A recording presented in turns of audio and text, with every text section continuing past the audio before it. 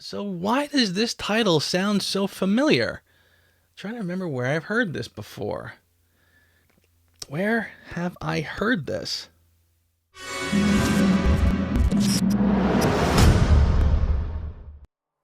We finally have an official title. Bond 25 is finally officially No Time to Die.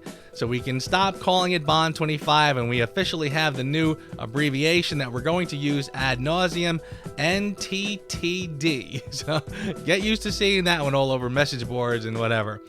So yeah, and as much as I'm sort of joking that the title is very familiar, it did remind me of Raymond Benson's High Time to Kill. But that in itself, I always felt was sort of a takeoff on other Bond titles. A View to a Kill comes to mind, and also All Time High, the theme song from Octopussy. So High Time to Kill was sort of an amalgam of different things, and now we have No Time to Die, which again kind of harkens back to classic Bond film titles. And I specify film titles because I kind of think that the old Fleming titles, kind of sometimes people sort of associate all the titles with die or kill or whatever. Honestly, there's really only two that I can think of, unless I'm missing something. But Live and Let Die has die in the title. A View to a Kill, the short story, has kill in the title. And kind of ever since they started running low on Fleming titles, you had The Living Daylights and then License to Kill, or rather, I should go back further. You had A View to a Kill, the last Roger Moore. 2 films later, you had License to Kill. 2 films later, you had Tomorrow Never Dies. And 2 films later, you had Die Another Day. So it seemed like every other film for a while was going to have kill or die in the title. And then Craig came along and kind of broke that, which was cool. I like the fact that it kind of livened things up a little bit.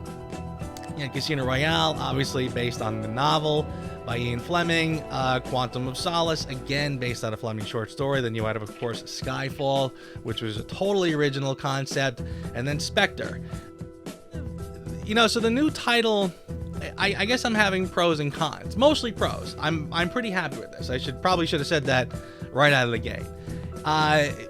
And again, some of those, well, I'll talk about the kind of the sort of pseudo titles that we talked about. But again, yeah, No Time to Die harkens back to some of those original, those late 90s titles. Late 80s through the 90s, they always fell back on those kill or die titles. So, and again, after a string of Craig titles, which again I liked, I really didn't have a problem with them, except maybe Spectre. They always sort of made people say, so what does that mean? I feel like every time there was a new title, people would say to me, like, what the heck is the Quantum of Solace? Or what is Skyfall supposed to be? And I'm like, I don't know. So it's kind of nice. And plus, we're kind of getting to where, again, the fans are kind of been hankering for something that's a little more traditional. So this kind of satisfies that need. And it's got the punch. It's got the punch that we sort of want in our Bond titles. And of course, like I said, there were some things floated around. Boy, some of them were just sort of ridiculous. Eclipse was tossed around a little bit. I don't think that ever got any traction. Shatterhand was a big one for a while, which kind of would have played nicely into the whole Skyfall, Spectre, Shatterhand. And I would have liked that one if they were going to follow that storyline, that Blofeld storyline. So again, I like the title, but that was contingent on the idea that they were going to sort of follow that storyline. What were the others? Yeah, Eclipse was silly, and then Genome of a Woman. Now look, I know that came from a pretty good source, a source that I like and respect, but I kind of knew, no, that wasn't going to happen. I mean, even if Barbara Broccoli herself said, this is the title, cooler heads would have prevailed if that was ever being bandied around. And I mean, some of those titles, I honestly don't even know if they would have made good books, much less good films, because the film titles usually need a little more punch than what you could get away with for a title. Like Genome of a Woman is, as terrible as that sounds, could have been more of a short story title, but not so much a Bond 25 title. So, and also, by the way, as soon as I heard No Time to Die, I kind of had a flashback of one of my favorite 80s movie lines. You're hit. You're bleeding, man. I ain't got time to bleed.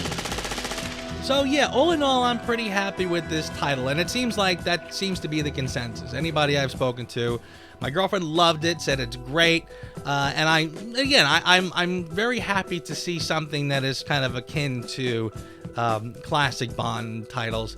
Wasn't crazy about the typeface. That's the graphic designer in me, but that's okay. At least it'll be pretty easy to track down that typeface when I'm doing videos. So all in all, it's a good day for Bond fans. I guess the one thing that does leave me a little perplexed is why the lack of any pomp and circumstance. Again, Michael G. Wilson is now kind of notorious at this point for saying that he can't remember the last time they announced a title during a press conference. Do you remember the last time they announced a title on a Wednesday in August during the middle of the afternoon on the website? I don't quite get that. I mean, I thought once we didn't get it during the press conference, my theory was that they would have done like Avengers Endgame style reveal where once the trailer came out, or at least a teaser trailer, we would have had a title at the end. Nope, it just sort of slipped in under the radar. And I'm kind of wondering why it feels like a lot of what's going on with Bond 25 is exactly that, kind of under the radar. Like they don't want to. All the pomp and circumstance is not there. That sense of celebration is kind of missing.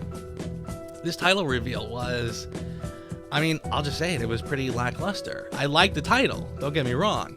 But again, why just sort of slip it out? So anyway, I don't know. I'm just kind of wondering. I'm not really sure. But that's really it. That's kind of all I got. Again, we finally have a title.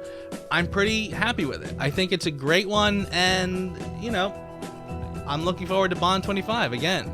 All the speculation in the world doesn't really serve much purpose, but, April's gonna be here, and I'll be there, hopefully. Hopefully the day comes out. Hopefully the evening it comes out. All right, so I'll leave it at that. Again, No Time to Die. Love it.